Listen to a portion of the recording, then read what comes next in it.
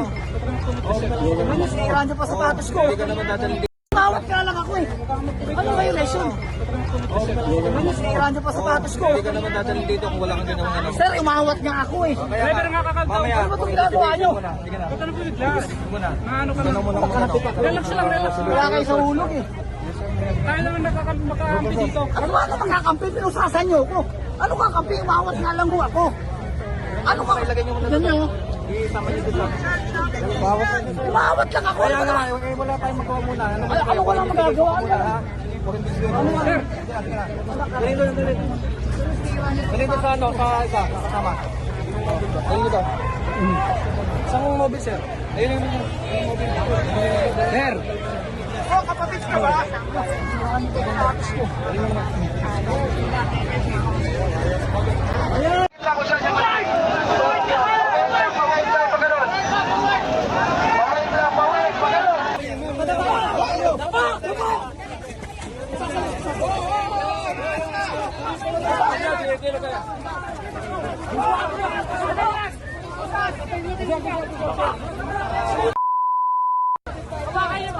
Bosas! Bosas! Bosas! Bosas!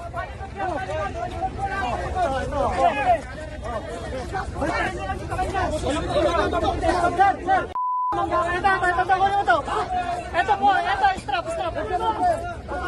Ito, wala problema ka po, strap, pero anak ng tao namin. Bosas, bosas. Hindi ba? Doon ulit. Pinagbigyan na nga kayo. Sinaraw nyo na nga paslong. Tapos mamangga ka pa ng tao. Tao rin sir. May pamilya yun. Patama yan. Patama. Ito masyado maano.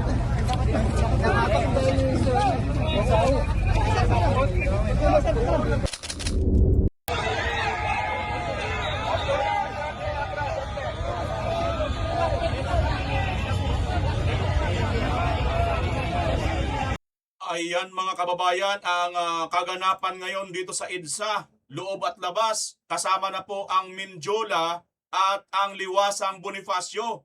Dito nga po sa paggulantang ng INC rally, wala po itong pasabi or announcement mga kababayan, bigla na lang po ginulat ang taong bayan, partikular na nga po itong si Marcos Jr., kinansila na po ang lahat ng kanyang mga lakad mga kababayan. Nataranta na ang Palasyo de Polvoran ang palasyo ng Malacanang.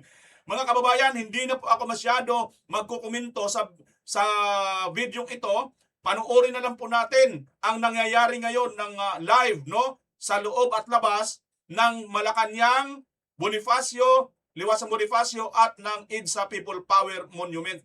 Ano na po ang mga ganap ngayon dito sa araw na ito? Bibigyan po kayo namin ng update. Ito na po, yung isa sa ganap ko doon, mga kababayan. Panoorin po muna natin, tuloy na natin itong video na ito.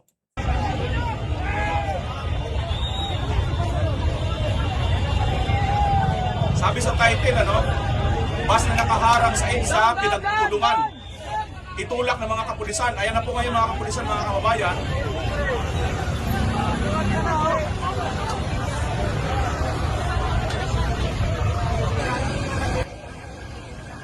May napanood po akong interview kanina sa isang channel na mahilig mag-copyright. Mga kababayan, yung Abayas, hindi ko na lang po sa inyo yung Abayas, no? Yung in-interview na pulis, yung general, ayon daw sa kanila, wala daw permit itong rally na ginanap ng INC. Ngunit, sabi niya, paano mo naman i-disperse ito? Magkakagulo pagka i-disperse mo ito mga kababayan. Sanabi mo po nito ngayon dumadagsa at parating na ng parating pang marami pang tao. Mukhang hindi na po nila ito kakayanin mga kababayan. At ngayon si BBM po ay hindi na po yata lumakad, nagpasya na po muna, manahimik muna sa palasyo. Bakit po mga kababayan? Sapagkat kagabi, napagpasyahan na, nabaluktutin ng batas at ito nga pong si Senador Rodante Marcolita ay kasuhan na po mga kababayan. Ito po tuluyan na pong kasuhan, tuluyan na pong binindalo ang batas mga kababayan. Ito po si Senator Marcolita, panoorin po natin. Kababayan, nakikita po ninyo yung pattern sa mga nagdaang araw mas uunahin po nila yung tao na nagmamalasakit sa inyo para palitawin natin ang katotohanan. Ngunit yung taong nasa likod ng lahat ng kasalanan ito ng pagnanakaw, hanggang ngayon ay wala pa po silang ginagawang pag-uusig. Meron na pong isang demanda kay Martin Romualdez na nakabinbin pa April 2026. Yung isa na inakusahan na dating kalihim ng DPWH ay kanilang kinasangkapan upang siya din ay maging state witness. At siya yata ang gumawa ng paraan para ma-discharge siya sa kanyang naunang asunto. So makikita po ninyo, wala na po tayong kakampi. Ang kasalanan ko lamang po yung paglingkuran kayo, kung kasalanan pong matatawag yan, na humarap sa kanila ng buong tapang para sa ganon ay malaman ninyo ang totoo. Malaman ninyo kung sino ang nagkasala sapagkat gusto nating papanagutin lahat ng mga taong ito. Ngunit kapag ako'y kanilang inaresto, hindi na po matutuluyan. Akala po nila ay maililibing ito sa limot. Ang isa pa pong inaasahan nila ay hindi na po ako makakasali doon sa impeachment proceedings na nakatakda pong magsimula sa susunod na linggo. Sa mga tweet, 2 ibon sa isang putok, mga kababayan. So talagang maliwanag na planado po ito, mga kababayan, kasi 2 linggo bago nagpahayag ang ating ombudsman, sinabi na rin ni Ping Lacson na tila siyam pa na senador ang makukulong. Parang alam na niya ang mangyayari. Gaya po ng nauna ko nang ipinahayag sa inyo. Alam kong gagawin nila ito. Alam kong aarestuhin nila ako. Alam kong ikukulong nila ako. Ngunit hindi po dahilan yan para tumigil ako sa paglilingkod sa inyo. Kasi po iisa lang ang paraan ko upang paglingkuran ng taong bayan dahil sa pagtitiwalang ibinigay nyo sa akin. Malit na bagay po ang sakripisyo na aking haharapin. Kung ang katumbas po nito ay maipakita natin ang kahalagahan ninyo bilang mamamayan ng ating bansa. Kahit po sa mahirap na kalagayan natin ito, mga kababayan, pinakikiusap ko sa inyong lahat, wag po tayong pumayag na basta-basta na lang nila baluktutin ang katwiran. Alam ko po ang promotor nito ay ang ating ombudsman sapagkat nung kami po ay nagtatalo-talo sa bulwagan ng Senado, isa sa amin ang nagsabi na sometimes we have to bend the law. At sumagot po yung ombudsman nang tinanong siya kung tama ang kanyang sinabi. Alam na po ninyo kung yung sinagot niya. Yes, sir. Huwag po tayong pumayag na gano'n ang mangyari. Kahit ano pong mangyari, ilaban po natin ang katwiran. Dahil ang katwiran po ang magpapalaya sa atin. Ito ang magbibigay sa atin ng tagumpay bilang mamamayan at bilang isang bansa. Naniniwala po kasi ako na kahit sa anong laban, lalo na po yung laban na para sa interes ng ating bansa, kinakasihan po tayo ng ating Panginoong Diyos. At hindi siya papayag na magtatagumpay ang nagbabaluktot ng katwiran. Kailanman ang kasamaan, mga kababayan, ay hindi po magtatagumpay. Ayan mga kababayan, si Senator Marcoleta, ang kanyang pahayag po dito sa mukhang gagawin siya o kinakasuhan po siya rito mga kababayan. Ano ho? Ito, panoorin natin. Ikinagulantang ng National Capital Region Police Office ang dami ng mga taong dumagsa sa bahagi ng EDSA malapit po sa People Power Monument sa White Plains, Quezon City, kaugnay sa nagawang pagtitipon ngayong araw. Ayon po mismo kay Director NCRPO Director, Police Major General Anthony Aberin, nakatanggap ang PNP ng intelligence report hinggil sa planong pagtitipon sa nasabing lugar. Kaya maaga silang nagpatupad ng security deployment at iba pang kaukulang hakbang upang matiyak ang kaayusan at kaligtasan ng publiko na nanatiling nakaantabay ang mga otoridad sa lugar upang mapanatili ang kaayusan habang nagpapatuloy po ang pagtitipon. Sa kasalukuyan, isang linya na lamang sa northbound lane ng EDSA ang bukas para sa mga motorista habang pansamantalang pinapayagan ding gamitin ang EDSA bus lane upang makatulong sa daloy po ng trapiko. Patuloy din po ang pagdagsa ng mga tao sa magkabilang bahagi ng EDSA habang mahigpit na minomonitor ng mga otoridad ang sitwasyon. Ang iba yata ginagawa, Nelson, LRT o MRT. Bababa doon sa pinakamalapit na station, maglalakad. Kasi Ortigas yun eh. Diba? Ortigas Station o kaya ano sila ng Ortigas? Santolan. Hindi, Santolan medyo malayo. Yung paglagpas mo ng Ortigas. Ano na yun? Sa Crossing, di ba? show na yun. Shaw Boulevard Station, yes. At least kung Shaw Boulevard, siguro mga 1 kilometro lakarin mo, pwede pa rin. Ay, pero the best yung Ortigas Station. Pinakamalapit. Yun. O kaya Santolan Station. Pumunta ako sa sa Robinson mamaya eh. Ganon? Gusto kong mag-lunch dyan. Mukhang masarap. Di ba ka na dito? Marami Dyan daw nga, mukhang adobong maraming yan eh. makakain dyan. May mga adobo yata pinanda. Ay, pupunta kami dyan. Yeah, sige. Basta request ko po yung adobong may itlog ha. Ayun, yun. Ayan yan, oh. Sa akin, adobo. Ayan mga kababayan, so dagsa-dagsa na po ngayon ang mga tao dito po sa EDSA, ano ho? Payagan po muna natin, panoorin po muna natin mga kababayan yung official na pahayag po ng INC patungkol po dito sa nangyayari ngayon sa EDSA. Para at least tuloy-tuloy na po tayo mga kababayan, alamin natin kung ano po ang nangyayari ngayon sa buong kaganapan sa dito sa Metro Manila, particular na sa EDSA at saka sa Liwasang Bonifacio.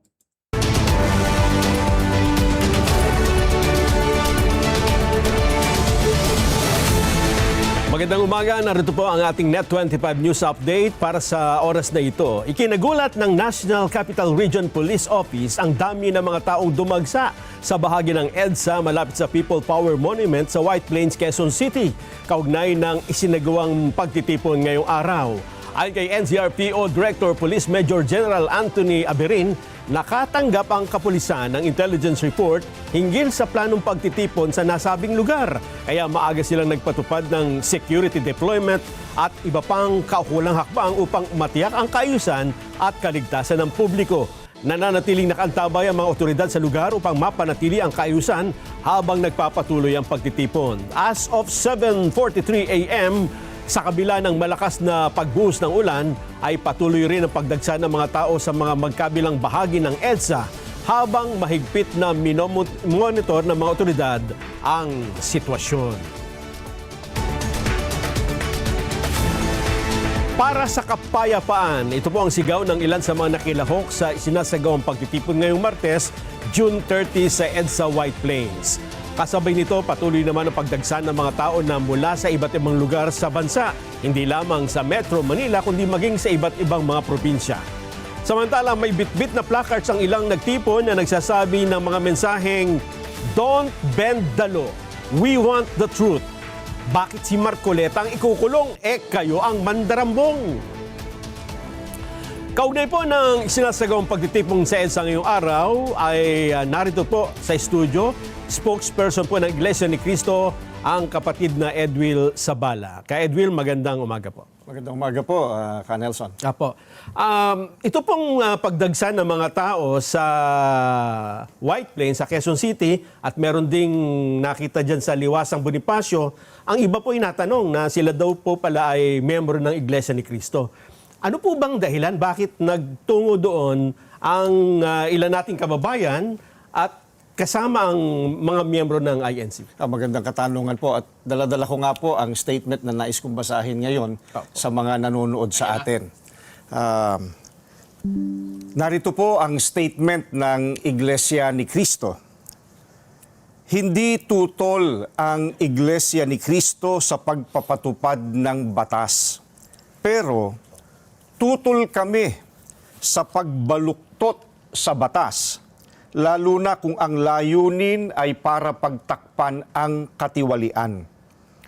Gaya ng alam ng marami, si Senator Dante Marcoleta ay nanguna sa pag-iimbestiga sa isa sa pinakamalaking pandarambong na naganap sa ating kasaysayan. Sinimulan niya ito nang siya pa ang chairman ng Blue Ribbon Committee ng Senado. Subalit, pinalitan ng liderato ng kumiting ito. Gayunpaman, itinuloy niya ang paghahanap ng hustisya para sa atin na mga mamamayan. Ang ipinagtataka namin ay kung bakit siya na nagsusulong sa pag-expose ng mga sangkot sa napakalaking pagnanakaw sa Pilipinas ang kakasuhan at ipakukulong sa halip na ang mga na-expose. Ang ikinakaso kay Senator Marcoleta ay plunder na isang non-bailable crime. Sa makatwid, ipakukulong siya at hindi pwedeng magpiyansa hanggang hindi natatapos ang pagliliti sa kanya. Sa madaling salita, ay hindi na niya maitutuloy ang paglalantad o pag-expose sa mga sangkot sa pandarambong na naganap. Pero, paanong naging plunder ang pagtanggap ng campaign donation o campaign contribution? Hindi naman galing sa kabangyaman ng Pilipinas ang tinanggap niyang donation mula sa mga sumuporta sa kanyang pagkandidato bilang senador. At mismong ang COMELEC ay naglabas na ng desisyon na walang krimen na naganap sa pagtanggap niya ng campaign donation. Sinusuportahan ng Iglesia ni Cristo ang itinataguyod ni Senator Marcoleta dahil ito rin ang posisyon namin. Nananawagan kami para sa transparency, accountability, justice, and peace. Kaya, nais naming iparinig sa mga kinauukulan na kahit ipakulong nila si Senator Marcoleta, ay hindi kami titigil sa paghingi ng katarungan para sa mga kababayan natin na ninakawan. Gusto naming ipaalam sa kanila na isang injustice ang selective justice at hindi kami mananahimik sa harap nitong napakalaking pagyurak sa katarungan na hinihingi ng ating mga kababayan. Yan po ang statement ng Iglesia ni Cristo. Maraming salamat po, Ka Edwin. Maraming salamat po. Abangan pa po ang latest sa mga pangyayari ngayon sa ating bansa. Dito lang po.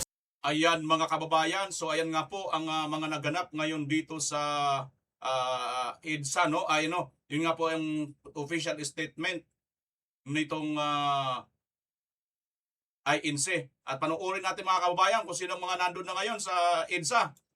Andito ako sa EDSA in support of Senator Marcoleta, baby! Hindi tayo papayag na arestuhin si Senator Marcoleta dahil lamang pinamunuan niya ang investigasyon laban sa flood control mess. What? Hindi po tayo papayag. Nandito tayo, libo-libong tao na ang nandito sa EDSA at hindi kami aalis dito hanggat hindi ninyo i-atras ang plano ninyong arestuhin ang aming favorite senator, Senator Marcoleta, baby! I love you! I love you! Mwah! Andito ako sa... Ayan mga kababayan, andun na po si Attorney Harold Respicio sa yan nga po sa mga kababayan sa EDSA, no ho. At ito, panoorin pa natin itong mga detalye. Boy, anong sitwasyon dyan sa EDSA? Yes, Kuyang Jen, Kuyang Nelson, magandang umaga. Medyo umuulan-ulan lang dito sa ating kinaroroonan sa may bahagi ng EDSA sa White Plains, Quezon City, kung saan sa bandang northbound lane ay medyo masikip na rin yung daloy ng trapiko dahil nga sa pagdagsa ng mga miyembro ng INC dito sa nasabing lugar. At may mga ilan tayong nakausap na mga miyembro ng INC at nagsasabi na ang kanilang mga panawagan nga ay magkaroon ng makatarungang pamahalaan kaya hindi lang pagprotekta sa kinabukasan ng mga susunod na henerasyon. Pakinggan natin yung panayam kay Nanay Elma. Ipakita po natin na iisa po ang ating layunin. Sana po wag po kayong tumahimik lang po sa inyong tahanan. Sumama po kayo sa amin. Hanggang mamaya po, hanggang kailan po tayo tatagal dito. Ipakita po natin yung ating pagkakaisa. Mga naninimuno po sa ating bansa, parang awa na po ninyo kasi po kawawa naman po yung natin, naiyak po ako. Mas kawawa naman po yung sambayan ng Pilipino, kawawa po yung mga kabataan. Tayo po, patanda na, pawala na po tayo. Paano po yung mga bata, yung mga anak po natin na nangangailangan pa po sa sambayan ng Pilipino po? Kung hindi po tayo kakilos, kung hindi po ngayon, kailan pa? Paano po yung mga mas maliliit pa pong bata? Pag Nalugmok na po tayo sa mga kaguluhan. Wala na pong kapayapaan. Paano po yung mga batang aasa po sa atin? Kaya sana po, alin na po kayo, pumunta na po kayo, lumabas po kayo ng tahanan. Huwag po kayong matakot. Ayan mga kababayan. Kuya Jen, Kuya Nelson, sa mga oras na ito ay nagpapatuloy pa rin itong pagtitipo ng mga miyembro ng INC dito sa may bahagi ng EDSA White Plains Avenue sa Quezon City. At kanina nga ay dumating din ang ilang pulisya natin at patuloy pa nga na nagde-deploy ng mga upang masiguro ang kaligtasan at kapayapaan na isinasagawa ang pagtitipon ng mga miyembro ng INC. Mula rito sa Quezon City para sa 100% Jim Pihano. Jimbo, ano na lang, so, yung northbound, nakakadaan pa ba ang mga motorista sa lugar na yan? Yes, Kuya Jen, itong bahagi ng northbound lane sa may EDSA, kung saan naririto nga tayo ngayon, yung isang linya binuksan na nga sa mga motorista upang sa ganun ay makaraan itong mga biyahero na papapunta rito sa may bahaging northbound. Yung flyover, may mga tao ba doon o yun ay mas mabuti mag-flyover na lang sila? Kaya dyan, hanggang sa mga oras na ito, minomonitor din natin yung part na yan dahil hindi tayo makaalis dito. Medyo masikip na nga rin. Pero sisikapin natin maya-maya, makarating tayo doon sa flyover upang matiyak natin kung gaano na nga yung dagsa ng mga tao sa mga oras na ito. So sa ibig mo sabihin, yung bugso ng tao, saan sila nakapwesto ngayon? Anong lugar ng EDSA? Andito sila sa may bahagi ng EDSA, northbound lane sa EDSA, sa White Plains Avenue sa Quezon City. Ay, doon sa may People Power Monument area. Yes, Kuya Jen. Yes, Kuya Jen. Ayun. O sige, salamat, Jimbo, ha? So yun po. Yung southbound naman daw po, yung galing Quezon City, papunta ng Makati, Pasay, wala namang problema. Northbound at saka yung White Plains ay mukhang masikip na po ang biyahe ng mga motorista dyan. Kung kayo po ay nakikinig ngayon, ay kung po pwede po, umiwas na lamang kayo sa nasabing ruta. Ayan. Ito mga kababayan, ito pa ang ating... Ito naman sa Liwasang Bonifacio, mga kababayan, panoorin natin anong nangyari sa Liwasang Bonifacio. Nakatalatag sa iba't ibang lugar ng Metro Manila. Diyan po sa Liwasang Bonifacio sa Maynila. Madeline Villar Moratillo. Mads, good morning. Kamusta dyan? Yes, Jan, magandang umaga sa inyo dyan. Alam mo, dumating tayo rito alas 4 na madaling araw kanina at nakita natin na ang dami ng mga kababayan natin na nagpuntahan, nagdatingan dito sa bahagi ng Liwasang Bonifacio dito sa lungsod ng Maynila. Kanina nag-ikot-ikot nga tayo rito para tanungin kung bakit sila naririto, ano yung dahilan, bakit sila nagtitipon-tipon dito sa Liwasang Bonifacio. Pero wala pang nagsasalita sa kanila sa ngayon. Pero kung pakikinggan mo yung naririnig natin kanina, may tinutugtog kasi na jingle dito, kabilang sa mga binabanggit doon sa kanta yung jingle na pinatutugtog rito sa Liwasang Bonifacio ay yung pagsigaw ng katarungan at hustisya ay huwag maliin. Yung mga kababayan natin na nandito, yung ilang nakausap natin, nanggaling daw sila sa iba't ibang lugar sa Metro Manila, pero hindi pa nga nila binabanggit yung dahilan, yung kanilang purpose, bakit sila nagpunta rito. Pero hanggang sa mga oras na ito ay patuloy yung pagdating ng mga kababayan natin dito sa bahagi ng Liwasang Bonifacio. So dyan patuloy tayong mag-aantabay hanggang mamaya sapagkat mukhang magkakaroon ng setup rito. May nakita kasi tayo na parang magkakaroon ng setup doon sa may harapan ng ginagawang post office. Dito lang sa may likurang bahagi ko. So antabayan na natin mamaya kung ano pa yung mga update, mga karagdagang pangyayari dito sa Liwasang Bonifacio.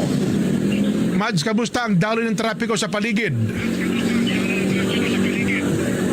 So far, Jen, dahil maaga pa naman, maluwag pa yung daloy ng trapiko dito sa may harapan ng Liwasang Bonifacio, mula sa may Quiapo hanggang sa may papunta ng Taft Avenue hanggang sa may Rojas Boulevard na nanatili na maayos pa naman yung daloy ng trapiko sa mga oras na ito. At mabanggit ko na rin yung panahon dito, Jen, sapagkat medyo umaambon na rito sa bahaging ito ng lungsod ng Maynila. Saang area binarada yung kanilang mga sasakyan, Mads? Kasi di ba marami ng paramihan eh.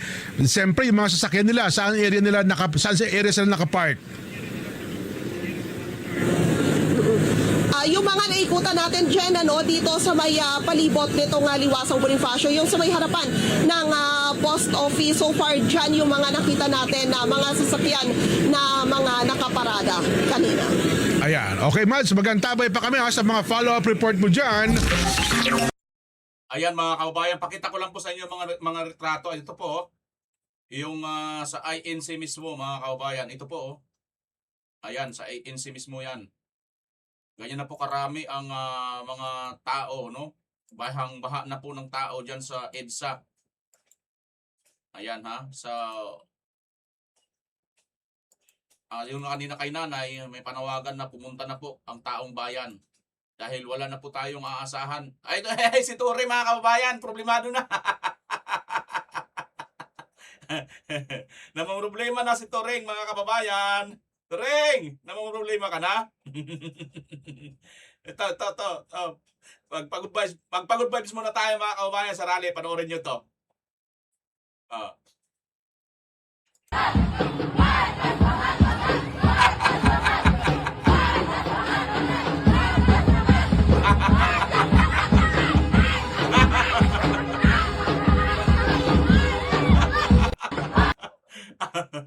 Kasama ba yan sa rally? Hindi ko alam. Ayan na mga kababayan. Dagsa na po. Dahil dyan, panoorin nga natin itong report. Ano bang nangyari sa Malacanang? Ano nangyari kay Marcos? Mga kapatid, update muna tayo ng mga nangyari sa Malacanang. Kinansela ni Pangulong Bongbong Marcos ang lahat ng kanyang mga aktibidad simula ngayong umaga hanggang mamayang tanghali para nga i-monitor yung mga nangyayaring kilos protesta dyan sa EDSA. Base doon sa naging pahayag ni Communication Secretary Dave Gomez, hindi na dumalo si Pangulong Bongbong Marcos dyan sa cleanup drive sa may Manila Bay ngayong umaga.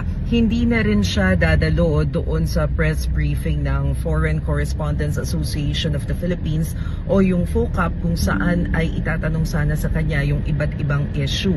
Sa pahayag naman ni Palace Press Officer Undersecretary Claire Castro, sinabi nito na patuloy na nakatutok si Pangulong Marcos sa nangyayari sa EDSA. Tinitingnan daw kung ano ang nangyari, partikular doon sa mga naapektuhan nitong ang kilos protesta, kabilang na dyan yung mga empleyado, mga manggagawa na naantala yung pagpasok daw sa kanilang mga trabaho dahil nga doon sa matinding o mabigat na daloy ng trapiko na dulot nitong hindi inaasahang kilos protesta. At yan muna ang pinakahuling balita na nangyari sa Malacanang. Ako po si Maricel Halili.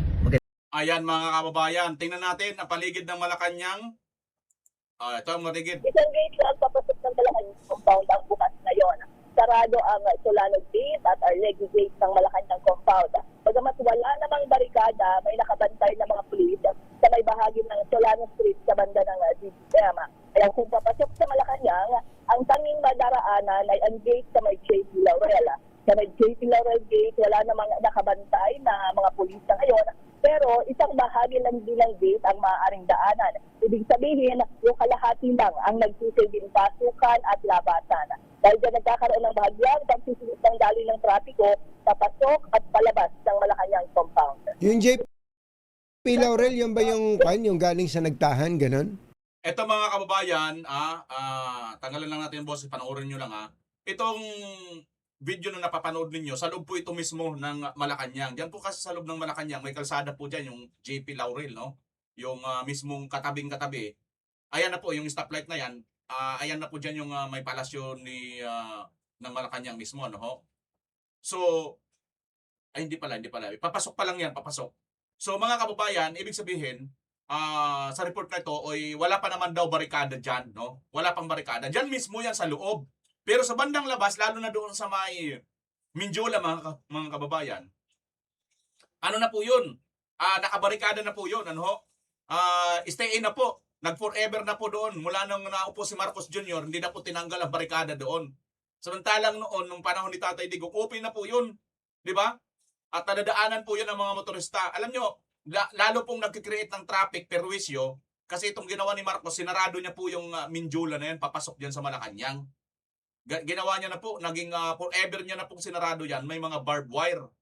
No? which is nakakainis dahil nga sa isa sana yan sa access papunta doon sa isang daan para makaiwas ka sa traffic dito sa may Ligarda.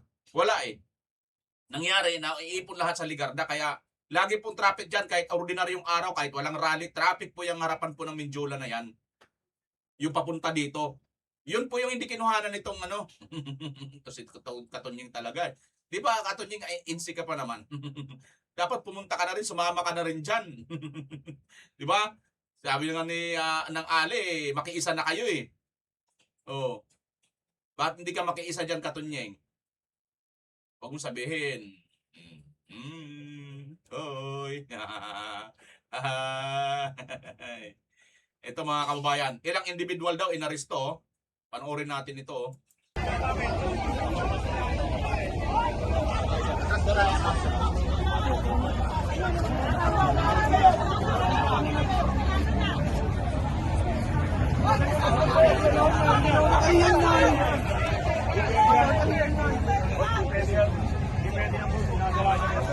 Ganong tataas ang tension dito mga kababayan?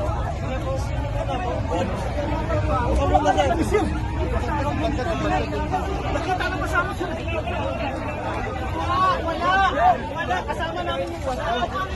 Kasama namin.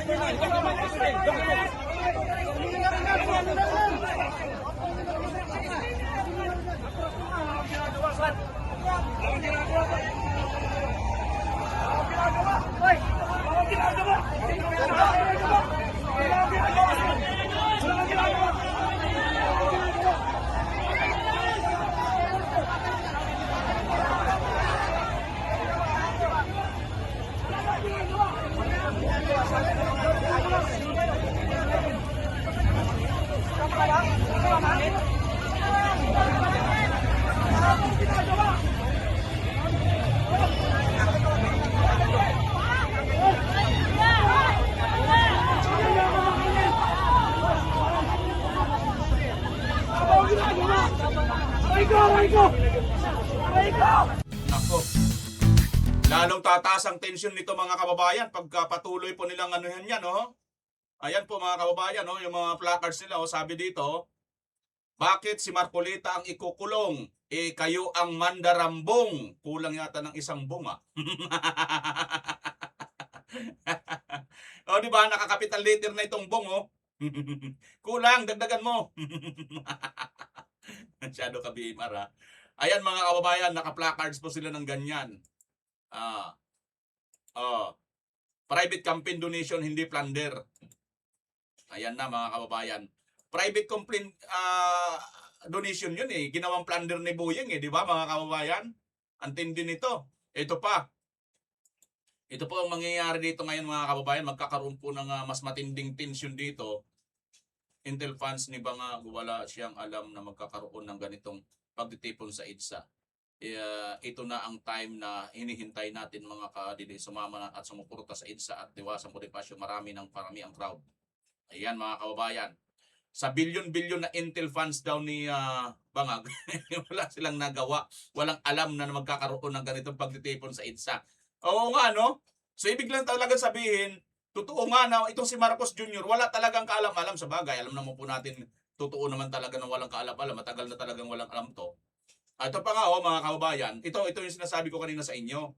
Itong si Police Major General Anthony Abirin. No, basically, ang ganitong sabi niya rito kanina sa panayam sa kanya, basically ang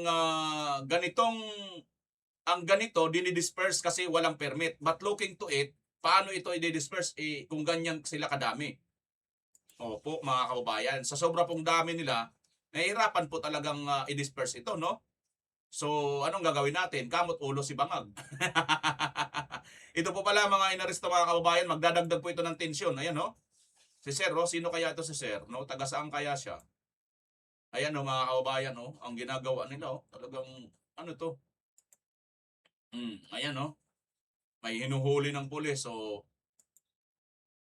ayan, magdadagdag ito ng tensyon, mismo ngayon, general hindi na kaya dahil napakarami. Ayan mga kababayan, so, nako, ayun Nako, ito yung hindi natin masabi, baka magdagdag po itong mas lalo patuloy mag-init yung mga tao dito, no? Mas lalo patuloy mag-alab ang kanilang damdamin dito na pumunta. O ito, ito po yung kuha mismo ng INC mga kababayan, no? Kaya na po karami at palagay ko parami pa ito ng parami. Nagkakagulatan, Kasi wala pong pasabi, di ba? Pero ang nakakapagtaka lang, yung intel ni Marcos, bakit hindi niya nalaman ito? Napakalaki ng kanyang intel. So, ito po ngayon mga kababayan, ang matindi pong ganap ngayon sa loob at labas ng EDSA at sa Malacanang. Ano na po ang sinabi ni Marcos? Si Marcos daw po ay kansilado na ang kanyang mga lakad sapagkat nataranta na po dito sa napakalaking crowd, no? Napakalaking rally na nagaganap ngayon dito sa EDSA. At pumalag na nga po itong INC, mga kababayan, hindi na nga po sila pumapayag na mangyari pa po itong ganito. O ito, tingnan natin itong isa pang video. Ito pa. Nagtipon-tipon sa EDSA at iwasan. Ito. Yan ang dali ng trapiko sa kahabaan ng EDSA People Power Monument. Matapos na magtipon doon ang grupo ng mga tao para magprotesta. Ayon sa report, nagsimulang magtipon ang mga tao bandang 2:00 ng madaling araw kanina. Pagdating ng pasado 5:00 ng umaga, ay inanunsyo na ng Metro Manila Development Authority o MMDA na pansamantalang isinara sa publiko ang eastbound at westbound ng White Plains. Dahil sa inaasahang mabagal na daloy ng mga sasakyan sa lugar, kaya inabisuhan na ang mga motorista na dumaan na lamang sa mga alternatibong ruta. Samantala, may mga grupo rin ng mga taong nagtipon sa kahabaan ng Liwasang Bonifacio sa Maynila kaninang umaga, kung saan, batay sa report, ay nagsimulang magsidatingan ang mga ito bandang 1:00 na ng madaling araw. Meron ding isinet up na stage na may kasamang 2 LED monitors. Ang naturang pagtitipon ay halos kasabayan ng pagtitipon ng mga tao sa kahabaan naman ng EDSA. Ayan. So ayan mga kababayan, napakarami na po nito ngayon na nagtitipon-tipon sa EDSA. Ito, panoorin pa natin to.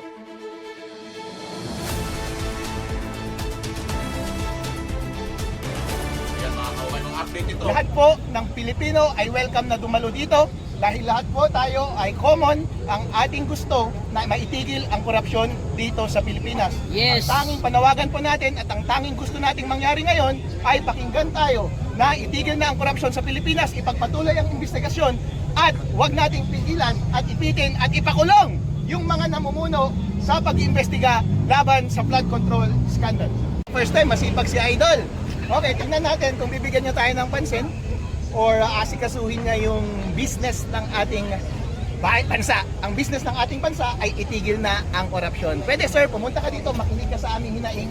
Huwag ninyong arestuhin si Senator Marcoleta dahil ginagawa lang naman niya ang kanyang trabaho na itigil ang korupsyon sa ating bansa. BBM, it's your turn. Gawin mo naman ang trabaho mo. Utusan mo ang inyong mga alalay at sampahin yung mga taong totoong nagkasala sa ating bansa at totoong nagnakaw ng pera ng taong bayan. Sila ang kasuhan ninyo at huwag ninyong ipitin ang mga taong namumuno para lamang investigahan ang korupsyon dito sa ating lipunan.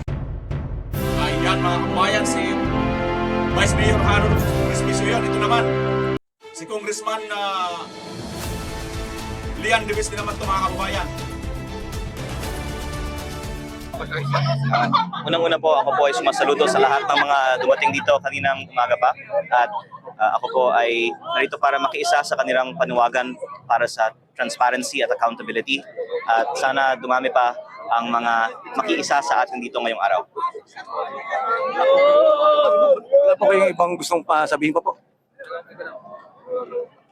Ngayon ay 6:42 AM pa lang at napakarami na ang mga narito ngayon. Sa tingin ko, ngayong araw, dadami at dadami pa ang mga narito at mabuti kung mapakinggan natin mula sa sambayanan ano ba ang talagang gusto nila. Sa pananaw ko sa Kongreso, marami pa ang kayang gawin para matupad ang panawagan para sa transparency at accountability at sana matapos ang araw na ito, mas dadami pa ang susuporta dito. Baka yung pong masasabi niyo po sa nangyayari po ngayon tungkol po sa mga kasuhan po, ano po ang masasabi niyo? Mula sa loob ng Kongreso, masasabi ko na napakadami pang mga hindi sinusuri at hindi iniimbestigahan, at ang panawagan ko ay kung may iilan na sinusuri at iniimbestiga, sana maging indiscriminate ang investigasyon sa gobyerno. Salamat po, salamat po. Salamat po. Ayan mga kababayan. Ano kaya reaction ni Torre dito mga kababayan? Panoorin natin si Torre sa Sir Nicolas Torre, magandang umaga po. Good morning, GM Torre, Romel Fertes at Jackie Recio. Sa ngalan ni Boss Beo Macalma sa programang Damdaming itong situation na ito. So good thing meron nang makikipag-usap sa mga autoridad coming from the Iglesia ni Cristo. Opo, may mga pag-uusap na pong ginagawa. Ulitan naman natin dito sa ating area. Kaya, General Torre, bago po nangyari itong malaking pagtitipon na yan sa EDSA, kayo bilang dating naging PNP chief, hindi nyo pa natunugan yung mga ganitong pangyayari, General Torre? yes sir, sa ganong MMDA naman ay hindi naman yun ang ating primary na trabaho sa ngayon, kaya kung pwede i-direct nyo na lang yung intelligence questions okay. sa ating security forces. At ano-ano po ba ang iba pang mga precautionary measures na nakalatag sakaling magtagal itong pagtitipon na ito sa parte po ng MMDA? Well, ang ating primary consideration dyan ay siguraduhin na ang ating mga kalsada ay open at accessible sa ating mga kababayan para tuloy-tuloy pa. Iniwasan na ni Torre mga kababayan ang tanong tungkol dito sa MMDA question mga kababayan. So ayan na nga po, ano ho. Tingnan natin yung isa pang balita tungkol dito sa nagaganap ngayon sa EDSA. Ito pa, umuulan mga kababayan, ano ho. Ayan po, no. Umuulan pa po ito ngayon. So talagang tingnan natin kung ano ang susunod na mangyayari dito mga kababayan, sapagkat patuloy po na dumadagsa ang mga taong bayan dito nga po sa EDSA, no ho? At sa tingin ko magdadagdag pa itong magko-contribute pa itong mga nangyayari ngayon sa dito EDSA. sa mga EDSA People Power Monument sa mga EDSA White Plains. Yan ay makaraan nga paurungin sila o paurungin ng mga pulis, yung mga relyista at maging yung mga bus na iniharang nila sa kalsada na nagdulot ng matinding trapiko dito sa northbound lane ng EDSA. Nagkatulakan ang magkabilang panig na nasa bayan pa ng sigawan. Tumindi ang girian ng subukan ng mga pulis na paatrasin ng bus na hinambalang sa kalsada. Sa kabila ng pagpupiglas ng mga relyista, nagawang map atras ang bus at nabuksan ang EDSA bus carousel para sa mga motorista. Sa gitna naman ng nangyaring tensyon, inaresto ang ilang rallyista na humarang at nakipagtulukan sa mga pulis. Ito lang ginawa ng mga inaresto na may ginawa silang masama o nanakit ng sino man. Nikki, nagsimula ang rally dito kanina pang alas 4 ng madaling araw. Sa pinakahuling tala ng NCRPO, tinatayang nasa 9,000 na ang dumagsa dito sa Maya EDSA People Power Monument. Aminado silang ikinagulat nila ang biglaang pagkilos ng mga miyembro ng Iglesia ni Cristo. Kanina tinanong natin yung ilan sa mga rallyista kung ano ba yung ipinaglalaban nila. Ang sagot nila sa atin, ito ay para sa bayan. Nikki, apektado rin pa rin yung southbound lane ng EDSA dahil meron na rin mga rallyista doon at meron na rin mga nakahambalang na mga sasakyan. Nikki. Brian, pero ano pa bang ginagawang aksyon ng mga otoridad? Kasi marami tayong... Nako, punong-puno ng mga kababayan, magkabilaan na pala ito. Magkabilaan na po ito ng EDSA. Ito itong nakikita ko rito. Oh. Isang news dito ng JME. Tingnan natin. Mukhang magkabilaan na pong... Region Police Office, walang naipakitang permit ang mga leader ng grupo para sa biglaang pagtitipon. Kabilang ng private vehicles at mga bus ang sumakop sa kahabaan ng White Plains Avenue. Sakay ng mga ito ang mga nagtitipon-tipon dito. Mula pasado alas 4 kanina, humarang at pumarada sa kalsada ang mga bus dahilan para hindi na madaanan ng mga motorista ang White Plains Avenue. Ilan sa mga narito ay nakasuot ng puting t-shirt na may nakasulat na mga salitang transparency at accountability. Ayon kay NCRPO Chief Police Major General Anthony Abirin, ang grupo ay mga miyembro ng Iglesia ni Cristo o INC. Wala pong prior coordination and we believe sa pakikipanay. Tipon-tipon din ang ilang grupo sa Liwasang Bonifacio sa Maynila ngayong araw at panawagan nila dapat ng kasuhan ang mga kurakot. At live mula sa Maynila, may Express report si Gerard de la Peña. Gerard, kamusta na ba ang sitwasyon dyan?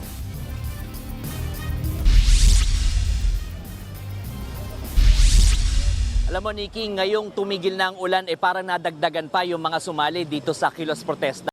Ang labo rin ng kanilang live, mga kababayan, ha? Yan ang problema natin dito sa Liwasang Bonifacio. Pag tayo rin nagda-live din minsan dyan, ang labo, ano ho? Tingnan nyo, ha?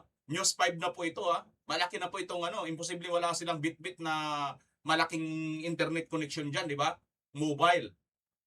Tayo pa kaya na data lang? Di ba, ang labo, no? Dito sa Liwasang Bonifacio. Kani-kanina lamang ay nagkaroon ng parang demonstration dito itong mga nag-participate dito at may dala-dala silang mga malalaking placard itong mga nagpakilalang miyembro nga ng Iglesia ni Cristo. Ang sigaw nila, don't break the law at dapat nang kasuhan ang mga kurakot. May mga dala rin silang placard kung saan may nakasulat na si Martin ang umamin, bakit si Marcoleta ang gustong litisin. Maaga pa lang kanina ay nagtayo na ang mga organizer dito ng entablado, may mga LED screens at may mga tent din dito. Pasado alas 6 ng umaga kanina, nagsimula ng manood ang mga ng presentation itong mga dumalo dito. Nakataon ito sa panawagan para sa pananagutan at mas maigting na kampanya kontra korupsyon. Ipinaliwanag naman ng mga pulis na pinayagan ang pagtitipon kahit walang permit dahil ang Liwasang Bonifacio ay isang freedom park kung saan pinahihintulutan ang mga pampublikong pagtitipon. Nikki, sa ngayon ay merong ginagawa ditong pagtatanghal. May mga performances dito sa stage dito habang ongoing pa rin yung live streaming ng mga ganap doon sa White Plains. Sa ngayon ay ang estimate ng pulisya dito ay meron ng 500 na mga participants dito kumpara kaninang mga bandang alas 7, alas 8 na nasa 3 participants. May mga Ayan mga kababayan, parehas ang placard kanina nakita natin. Bakit si Marcoleta ang ikukulong? Kayo ang mandarambong. Ayan. Mga kababayan, so yan po ang mga napanood natin ngayon, nakita natin ngayon. Ano yung masasabi dito? At pupunta ba kayo? Comment nyo dyan sa comment section sa baba. At malamang nandun din po tayo mga kababayan. Kita-kita tayo. Okay? Sige po mga kababayan, maraming salamat. Pilipinas.